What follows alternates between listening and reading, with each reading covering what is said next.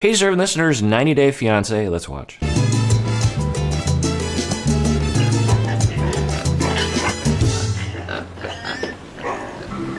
Hola, hola.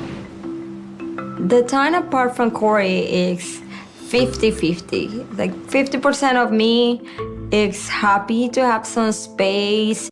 All right, another sign that they have a pursuer-distancer dynamic, that she is saying being away from Corey is 50-50. 50% good, 50% bad. On one hand, I have space. On the other hand, I miss him, I'm guessing she's going to say.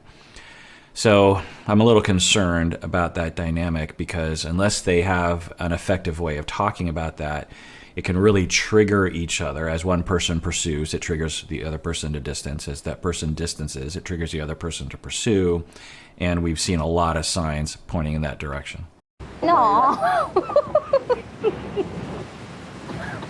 I'm not picking Corey from the airport today because he needs to do things by himself. Right, so that was my suspicion, was that she was purposefully leading him on to think she was going to pick him up and then says, no, I'm not going to pick him up because she wants him to learn how to do things on his own. It's a message that, look, I want you to be independent, and I think also a message of I don't want you to be clingy because I feel claustrophobic when you are very clingy emotionally to me. I think that's what she's doing with this. Let's see. He definitely relies on me to take care of everything around him when he's in Ecuador. So now that he is moving here, I want to see him being able to do things by his own. Okay, and on one hand, it would be preferable if you could just tell someone, hey, I'm not going to pick you up from the airport, not because I don't love you, I do love you, but I want you to learn. And I feel like if I don't do this, you're never going to figure things out on your own. So I'm sorry that I'm doing this to you, but I really need you to do this on your own. That would be nicer, right? There wouldn't be anything wrong with that, or at least the request wouldn't, you need to have a conversation about it. But to just essentially abandon him as he's landing, the first day, maybe later on, right? But maybe she has a lot of good reasons for this. Maybe he has been extremely clingy and she has done a lot of different things to try to push back on that, and he hasn't responded well, and she feels like she has to resort to this, which isn't a good sign for their relationship. Dejando todo por ti, hija.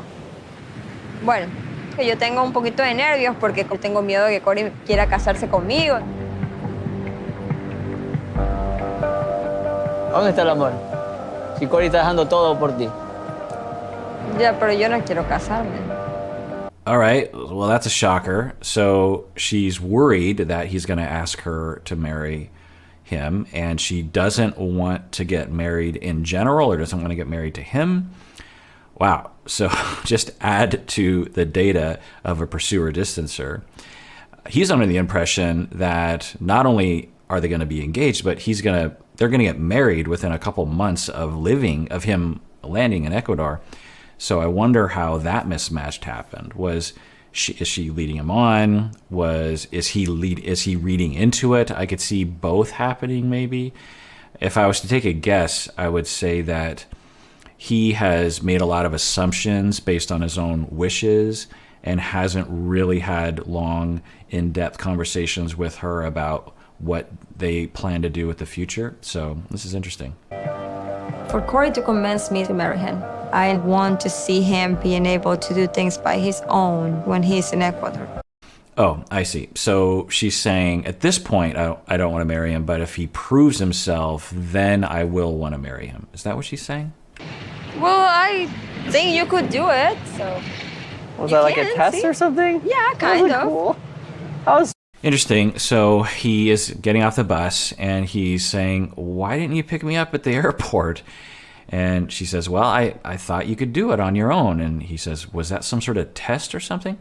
And he's being very nice about it. I will say, if I was in his shoes, I'd be like, that's some serious BS right there. Like, you could have told me before I got on the plane, look, I'm not going to pick you up. You need to figure out. I could have done a little bit of research. I could have learned some Spanish phrases or something. I could have maybe figured out what sort of bus I'm supposed to get on.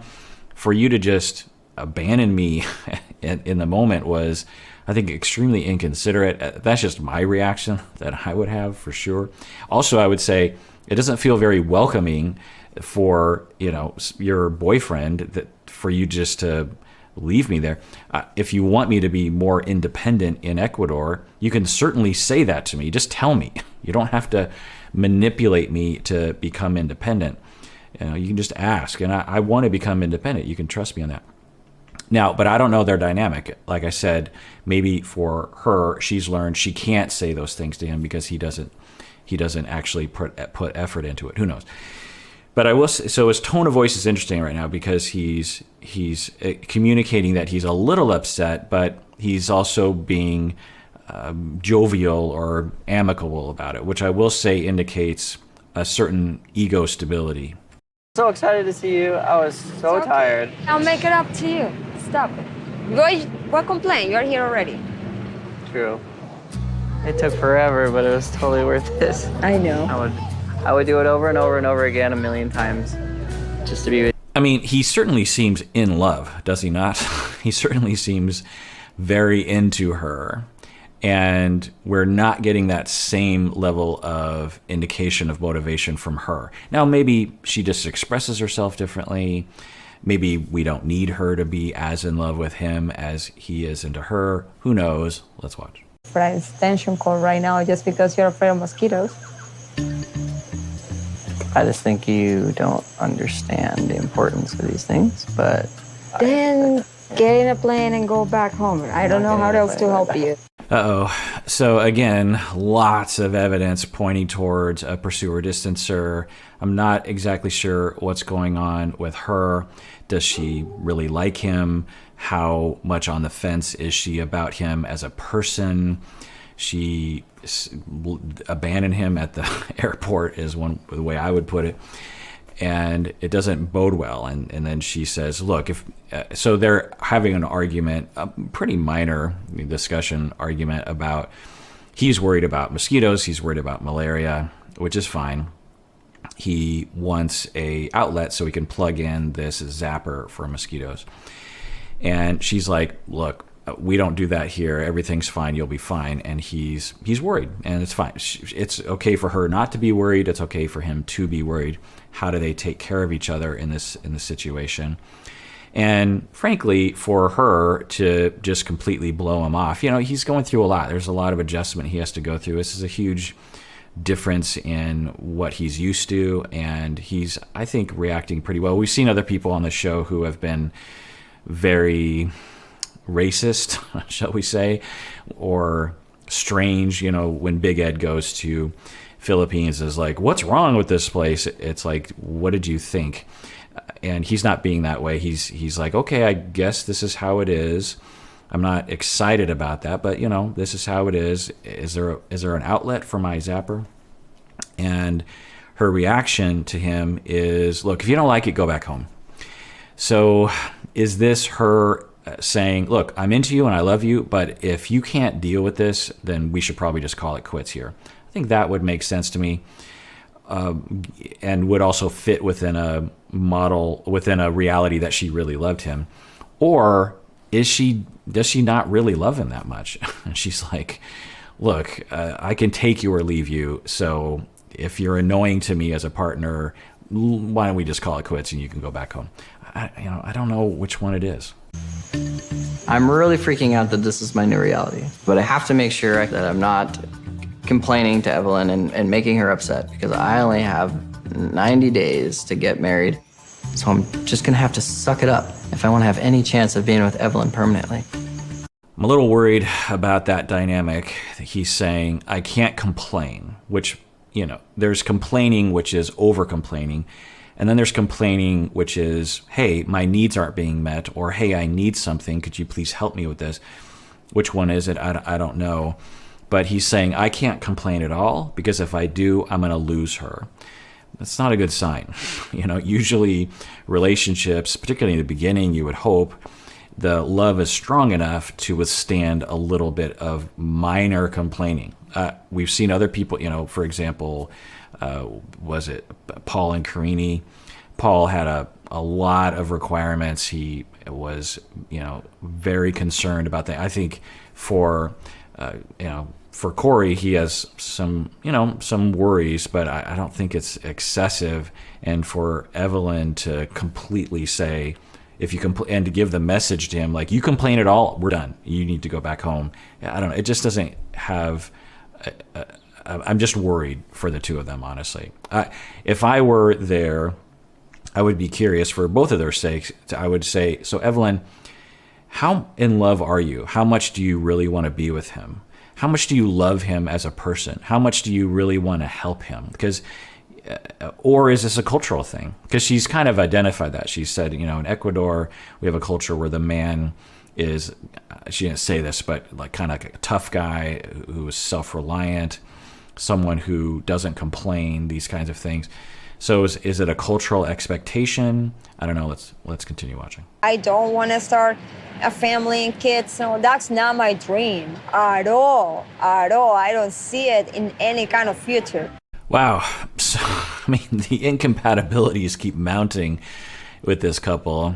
He is saying he wants to get married and have kids, have a big family. It's fine that he wants that. And now she's saying, no, I'm not just kind of not into that. I am 110% not into that lifestyle. So I don't know what she means, but it sounds like she's saying she doesn't want kids at all. She doesn't want a family life, which is absolutely fine. But talk about incompatibility and talk about major concerns about whether or not they are going to be a good match. Well, what's your goals? What are your goals? I just want to make money. Make money and build a nice house and be able to have nice things, to be comfortable. Totally fine. That's what she wants. And I'm concerned that they haven't talked about this yet. It seems like they haven't clarified this between the two of them, or at least hasn't been emphasized enough. Or maybe Corey thought, well, I'll get down there and I'll convince her otherwise, or I don't know what's happening here. I mean, we've seen incompatibilities in this area before, like, I want to have kids now, and the other person's saying, I don't want to have kids right now, but I want to have kids soon, and there's a huge conflict. But talk about a difference in their hopes for the future. A little bit of doing. That's what I'm also afraid of. I feel that if we get married, you're not going to change anything.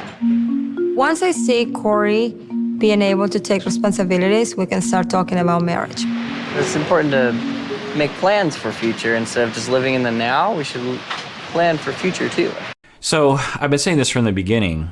It makes sense for Evelin to say, well, if he's going to live here in Ecuador, it's a huge change, and I don't know what he's going to be like. I don't know if he's going to be the sort of spouse that I want him to be.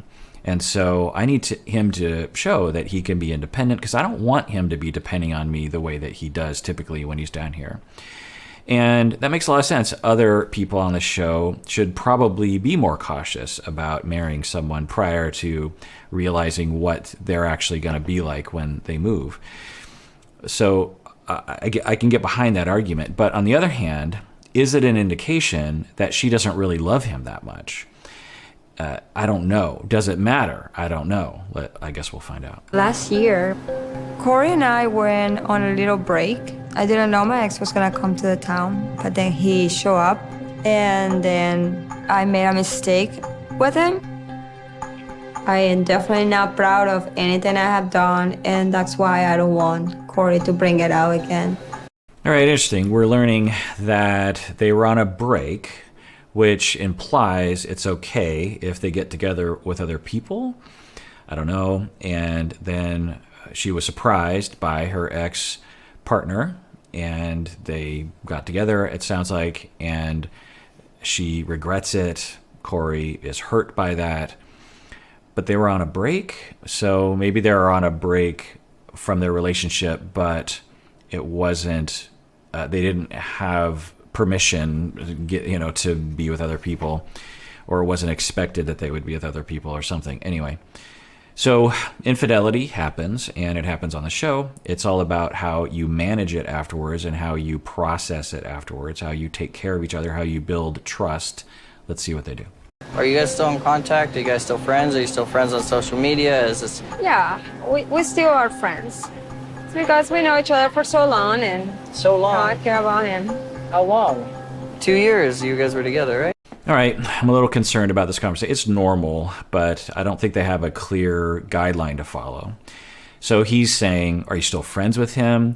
Because I'm guessing for Corey, he would prefer that she not have any contact with her ex, because if there's contact, then maybe there are still feelings or there's still a threat there. And she says, yeah, I'm still friends with him, which is also totally fine. You can be friends with your exes and not have it be a problem. Maybe it is a problem, but there's no indication of that. And he is saying, well, I don't understand. Why are you still friends? And she's like, well, we've known each other a long time. And he's like, what do you mean a long time? You've only known him for 2 years, something like that.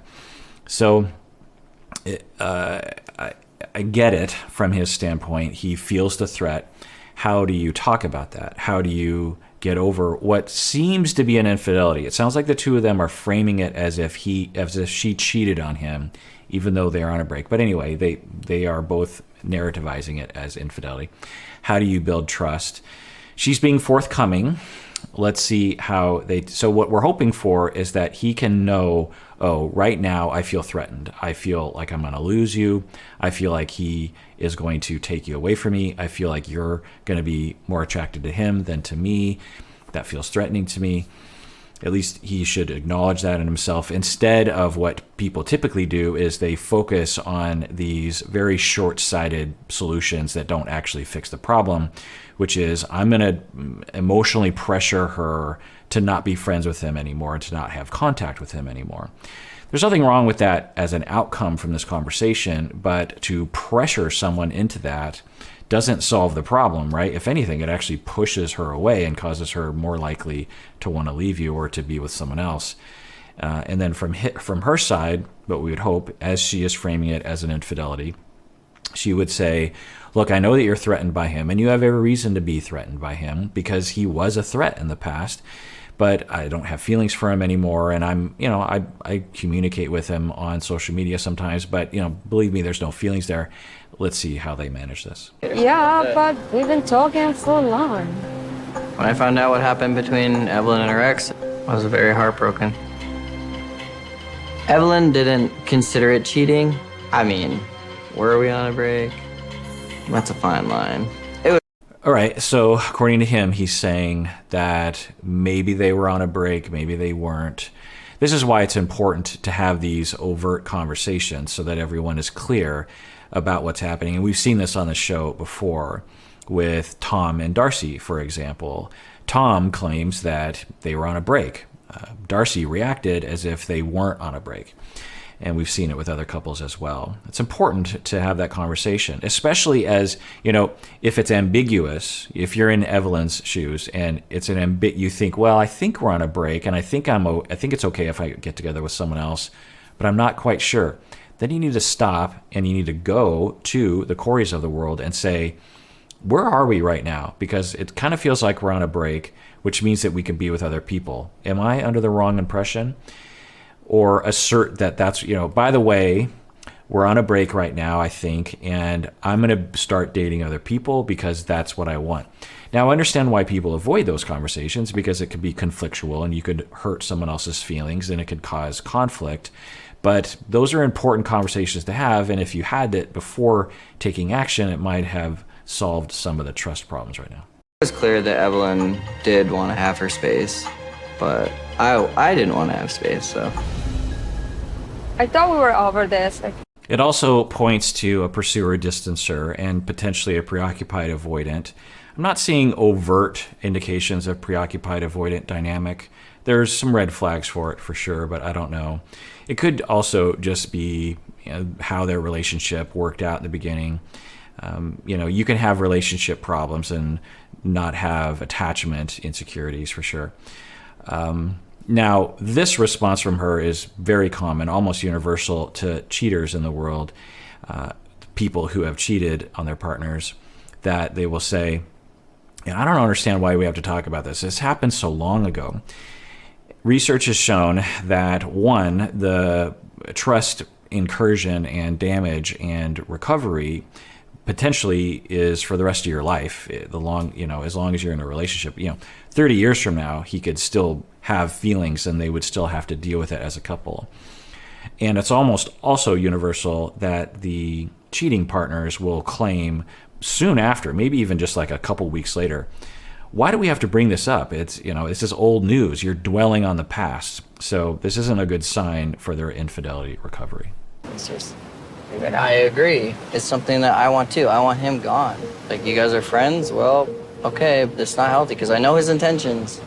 Me and Evelyn have moved past the cheating incident, but when Evelyn's ex-boyfriend keeps getting thrown in my face like this, it's just really difficult to leave it all behind. So it's another indication of preoccupied attachment, the worry of, you know, other relationships. It's a common preoccupied. So when you have preoccupied attachment, you developed it early in life for good reasons. I won't go into that. I have in the past, but I won't go into it. And you are in a very frequent state of anxiety. That's why we call it preoccupied anxious attachment, where even if the relationship is going fairly well, you have this preoccupation with worries of, I'm going to lose this person. They're going to cheat on me. Do they really love me? These kinds of things. And that preoccupation and that pattern was developed during a time when it made sense, because that's what was happening to you when you were young, but it doesn't apply in the current situation. I'm not seeing a high degree of that in him, but there seems to be at least a lot of things pointing at, you know, if I was to take a guess on a semi-arbitrary scale from 1 to 100 of preoccupation, I would say maybe he's about a 30%. So, you know, not high, but, you know, a good amount of it.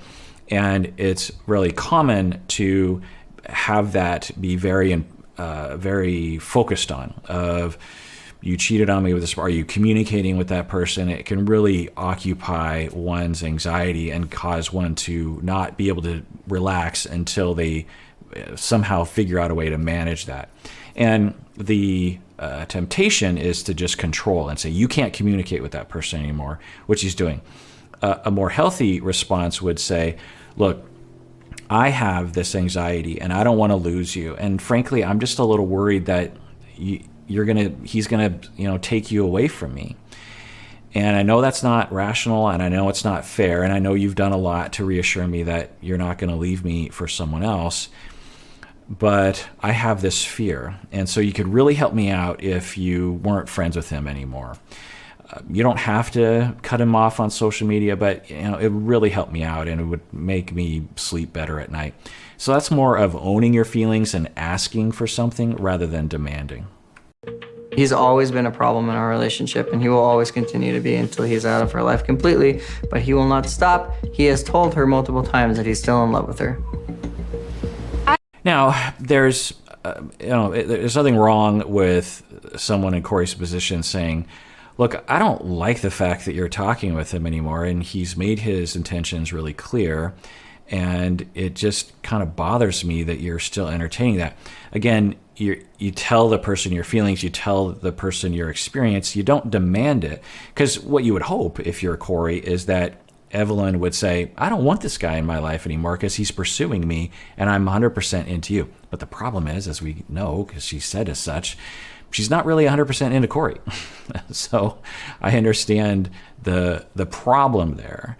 And until they are on the same page regarding that, then I think they're going to continue to bump into this problem. I understand, Corey. I really do. Yes, I do. But for us to move forward, you just gotta stop mentioning him.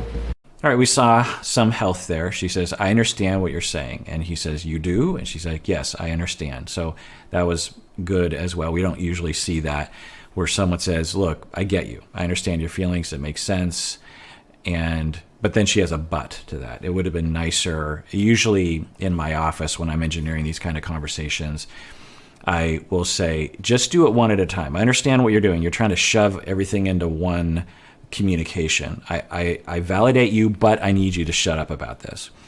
Let's just live in the validation. And if it's one tip that I can give y'all in a relationship, is let the validation breathe and don't ruin it with a but. Just validate. You can say the but later. In fact, you might even be able to say the but tomorrow or the next week or something. Just say, I get you. I understand where you're coming from. I understand why you would be threatened, and I understand why it upsets you. I would be upset if I was in your shoes as well. Period. pause, let the other person kind of soak that in.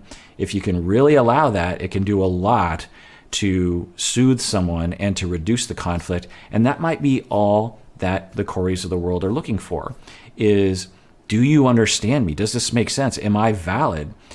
You might be able to get the person like Cory to back off about the communication with the ex-boyfriend if you validate. Look, I want to move forward with you. That's the whole reason I'm here. Okay then. Can you promise we're not going to talk about these things anymore? Not a good sign. It would make sense that he would have an upwelling of hurt with the infidelity and to want to talk about it. And she's saying, I don't want to ever talk about it again. Now, I understand the impulse for sure, but if I were there, I would say, well, maybe we could talk about it in a different way, in a way that doesn't bother you, Evelin, in a way that actually helps to heal the situation, instead of, I'm just going to stonewall you on this topic for the rest of our lives. Yeah, I promise I won't bring him up anymore. Even if people call me by his name. Do you mean it? Yes. I mean, For sure. yeah. I'm willing to agree to drop the issue about Evelyn's ex because I'm running out of time. I'm not going to talk about it. Another worrying sign that he doesn't want to give it up. He wants to bring it up more or have the option to bring it up again, but he's agreeing to not bring it up because he doesn't want to lose her. There's been a lot of these kinds of decisions that he's made, which I'm going to take a guess and say those are going to build up over time and resentment is going to build. All right, well, that does it for that episode of Psychology in Seattle. Everyone out there, please take care of yourself because you deserve it. You really, really do.